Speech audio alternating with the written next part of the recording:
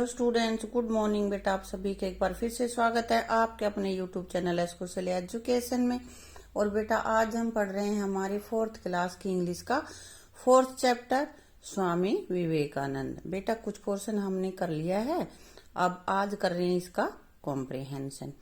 तो कॉम्प्रिहेंशन बेटा पहला अपने पास है complete the sentences by choosing the correct option. Correct option चुन करके तुम्हें उनको सही पे टिक लगाना है। Narendra was born on, Narendra पैदा हुए थे कब? जनवरी 26, 1956 को, या जनवरी 12, 1863 को, या अगस्त 15, 1947 को। तो बेटा बी ऑप्शन अपना राइट ऑप्शन है। यहाँ पे नरेंद्र यानी कि स्वामी विवेकानंद का जन्म 12 जनवरी और 1863 में हुआ था। ठीक है। अगला है Narendra mother was a, Narendra की मदर थी कैसी? केयरलेस लेडी, रिलीजियस लेडी, या ब्रेव लेडी? कैसी लेडी थी? वो रिलीजियस लेडी थी। बी ऑप्शन अपना राइट ऑप्शन है बेटा। अब आगे अपने पास है Vishwanath Datta was miser and unkind, kind and helpful, and careless and cruel. कौन से थे? विश्वनाथ दत्ता कौन थे? स्वामी विवेकानंद के फादर का नाम है ना, तो वो बड़े ही काइंड और हेल्पफुल थे, जिसको भी जरूरत होती थी उसकी हेल्प करते थे वो। अगला अपने पास नरेंद्र से चाइल्डहुड वाज रिमार्केबल फॉर, उसका बचपन किस चीज के लिए रिमार्केबल था? हॉरिफाइंग इंसिडेंट्स, या इंस्पायरिंग इंसिडेंट्स, या एडवेंचरस इंसिडेंट? किस तरह की घटनाएं उसके बचपन में घटित थी? तो एडवेंचरस और इंस्पायरिंग इंसिडेंट्स उसके बचपन में घटित हुए थे। अब बेटा आगे अपने पास है look at the family tree of mister and Mrs Sharma, कि मिस्टर और मिसेस श्रीमान और श्रीमती शर्मा के परिवार का जो वृक्ष है उसको देखते। परिवार वृक्ष से मतलब है कि भाई इनके कितने बेटे हैं, कितने परिवार में कितने सदस्य हैं, कहने का मतलब ये होता है। ठीक है। तो यहाँ पे देखो ये पहली पिक्चर यहाँ पे है अमन शर्मा और मीना शर्मा, ये मिस्टर और मिसेस शर्मा बैठे हैं। ठीक है। और यहाँ पे इनके ये बच्चे हैं विवेक, नीतू, श्याम, अतुल, सीमा। अब ये दो बैठे हैं, यहाँ पे एक है, तो इनकी शादी हो चुकी है और ये इसकी शादी नहीं हुई है। ठीक है। ये इनके 3 बेटे हैं, 1, 2 और 3। ठीक है। फिर इनके विवेक और नीतू की एक बेटी है सौम्या, और अतुल और सीमा के 2 बच्चे हैं, एक निखिल है लड़का, दूसरी रीतू है। और ये अभी छोटा है, फोटो में भी दिख रहा है ना हमें। तो फैमिली ट्री यहाँ से समझ में आ गया, और इसी के आधार पे तुम्हें आगे इनके क्वेश्चन आंसर करने हैं। ठीक है। अब यहाँ पे ये इसमें बॉक्स में लिख रखे हैं जो वर्ड, जो रिलेशन दिखाने वाले वर्ड है ना, वो लिख रखे, जैसे brother, sister, daughter, 3, husband, wife. इन्हीं को नीचे जो फिलअप्स आएंगे उनमें तुम्हें भरना है। तो सेंटेंस अपने पास है अमन शर्मा, मीना शर्मा हैव डैश सन। कितने सन है? 3 है ना, 2 मैरिड हैं और एक अनमैरिड है पिक्चर में, तो 3 लिख दिया हमने। विवेक, श्याम एंड अतुल और अमन शर्मा एंड मीना शर्मा क्या हैं? ये तीनों ये उनके बेटे हैं। पिक्चर में देखते हैं हम। विवेक इज नीतूज क्या है? ये husband, and Seema is Atul से वाइफ। ये फैमिली ट्री में बेटा देख के हमें पता चलता है। Atul is father of Nikhil and Ritu, ये उसके फादर हैं। And Seema is the mother. Seema देखो इसमें, ये सीमा इनकी मदर है ना। Nikhil is Ritu's elder brother, बड़ा है ये, इससे रीतू से दिख रहा है, तो ये उसका बड़ा भाई है, क्योंकि 2 ही बहन भाई है वो। Aman Sharma is Saumya's and Meena Sharma is, Saumya के अमन शर्मा और मीना शर्मा क्या लगते हैं? दादा दादी लगते हैं ना वो। सौम्या इज विवेक एंड नीतूज, सौम्या विवेक और नीतू की क्या है? ये इनकी बेटी है ना, तो हमने यहाँ पे लिख दिया डॉटर। तो बेटा ये बहुत ही आसान है फैमिली ट्री को समझना, और ऐसा ही एक फैमिली ट्री तुम्हें बनाना है अपने परिवार का। ठीक है। अब आगे देखो बेटा, यहाँ पे क्या है?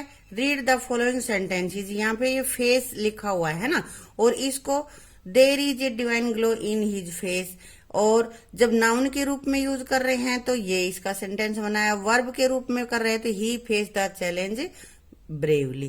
तो यानी कि एक ही वर्ड है, वो नाउन भी है और वर्ब भी है, लेकिन उसके जब यूज करने का जो तरीका है उससे पता चलता है कि कब वो वर्ब का काम कर रहा है, कब वो नाउन का कर रहा है। ठीक है, यहाँ फेस मीन्स चेहरा हो गया, और जब वर्ब के रूप में यूज कर रहे हैं तो फेस मीन्स सामना करना।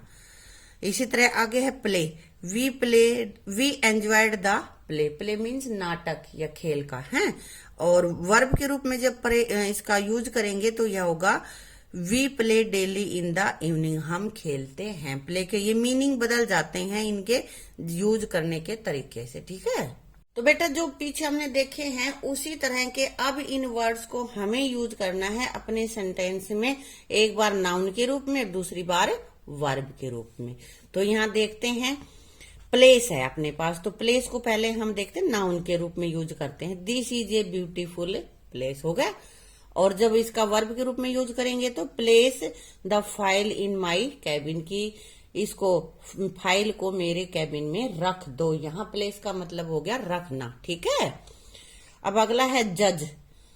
माई फादर इज ए जज। मेरे पिताजी एक जज है। जज मीन्स न्यायाधीश होगा यहाँ पे। और यहाँ आई कुड नॉट जज द डांस। मैं डांस को नहीं जज कर सकता, मतलब उसको मैं भाई निरीक्षण नहीं कर सकता, मैं नहीं बता सकता कि पड़ताल उसकी नहीं कर सकता कि कौन ज्यादा अच्छा कर रहा है, कौन ज्यादा अच्छा नहीं कर रहा है। ठीक है, क्वेश्चन। क्वेश्चन मीन्स वैसे प्रश्न होता है ना, तो this question is very easy. यह क्वेश्चन बहुत ही है, प्रश्न बहुत आसान है, इसका मतलब तो हो गया पर्सन। और आगे टीचर क्वेश्चन द स्टूडेंट। जब वर्ब के रूप में यूज कर रहे हैं तो इसका मतलब हो गया पर्सन करना। अध्यापक ने विद्यार्थी से प्रश्न पूछे, है ना, पूछे। अगला है वाटर, पानी। Please give me a glass of water. कृपया मुझे एक गिलास पानी दे दीजिए। और जब यहाँ पे होगा the gardener watered the plants, यहाँ वर्ब के रूप में जब यूज करेंगे तो वाटर का मतलब हो गया पानी देना। Work, this work is very difficult. यह काम बहुत कठिन है। अगले जब वर्ब के रूप में यूज कर रहे हैं तो work hard to get success. सफलता प्राप्त करने के लिए कठिन परिश्रम करो, अधिक मेहनत करो। यहाँ पे हो गया वर्क हार्ड, मेहनत करना। ठीक है, यहाँ काम करना से इसका मतलब हो जाता है जब वर्ब के रूप में यूज करते हैं तो। Hope, all my hopes are on my son. मेरी सारी उम्मीदें अपने बेटे पर ही हैं, भाई वही करेगा अब सब कुछ जो मैं नहीं कर पाई। आगे है Ramesh hope to get good marks. अब यहाँ पे होप्ड का मतलब होप का हो गया उम्मीद करना। ऊपर वाले में था उम्मीद और यहाँ पे उम्मीद, तो मैं रमेश उम्मीद करता है कि उसको अच्छे मार्क्स आएंगे। इसी तरह से है need. I can fulfil my needs. मैं अपनी आवश्यकताएं पूरा कर सकती हूँ। I need a new dress. अब यहाँ नीड मीन्स होता आवश्यकता होना, जरूरत होना। मुझे एक नई ड्रेस की आवश्यकता है।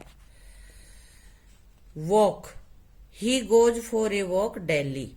वह रोज एक मतलब घूमने के लिए जाते, मॉर्निंग वॉक जो करते हैं, इवनिंग वॉक करते हैं। यहाँ पे वॉक का मतलब है सैर, और यहाँ पे वॉक स्लोली, यहाँ चलने से मतलब है धीरे धीरे चलो। स्टार्ट का प्रयोग करते हैं अब नाउन के रूप में जब यूज करेंगे तो ही give me a start for my new work. मेरे नए काम के लिए उसने मेरी एक शुरुआत दी। यहाँ स्टार्ट का मतलब शुरुआत। अगला जब वर्ब के रूप में यूज करेंगे तो ही स्टार्टेड द कार। यहाँ स्टार्ट करना, शुरुआत करना से मतलब है। वर्ब जब होती है तो उसके बाद में बताया था ना मैंने, हिंदी में पहचान ये होती है उसके पीछे ना आएगा। Your answer is right. Answer को प्रयोग कर रहे हैं अब हम नाउन के रूप में, तो तुम्हारा उत्तर सही है। Please answer my question. कृपया मेरे प्रश्न का उत्तर दीजिए। तो यहाँ पे उत्तर देना, ऊपर वाले में जब नाउन के रूप में यूज कर रहे हैं तो उत्तर, और इसमें उत्तर देना। The book is has read cover. अब ये कवर को यूज कर रहे हैं तो बुक का लाल कवर है, लाल कवर वाली पुस्तक है ये। Police covered the dead body. और यहाँ कवर मीन्स होता है ढकना, ये कि पुलिस ने डेड बॉडी को ढक दिया। समझ में आ गया ना किस तरह से आएगी। अब बेटा कुक, कुक मीन से पकाना होता है, कुक मीन रसोईया भी होता है। तो नाउन के रूप में यूज करेंगे तो we have a personal cook, हमारे पास एक निजी रसोईया है। और जब ना इसको वर्ब के रूप में यूज करेंगे तो माई मदर कुक्स डेलीशियस फूड, मेरी माता जी स्वादिष्ट खाना पकाती हैं। अब कुक्स मीन होगा खाना पकाना। ऐसे आगे harm, there is no harm to eat banana, कि बनाना खाने के कोई नुकसान नहीं है। हार्म मीन्स नुकसान। और जब इसको वर्ब के रूप में यूज करेंगे तो डोंट हार्म द पेट, पालतू जानवरों को नुकसान मत पहुंचाओ। अब यहाँ पे ये वर्ब का काम कर रहा है, नुकसान पहुंचाना। इसी तरह से अगले लिख रखे कोस्ट और एम का भी मैंने नाउन के रूप में भी यूज कर रखा है और वर्ब के रूप में भी। इसी के साथ बेटा अपनी इस वीडियो को यहीं समाप्त करेंगे। जो आपको समझ में ना आए वो कमेंट बॉक्स में लिख देना, ठीक है। Thank you.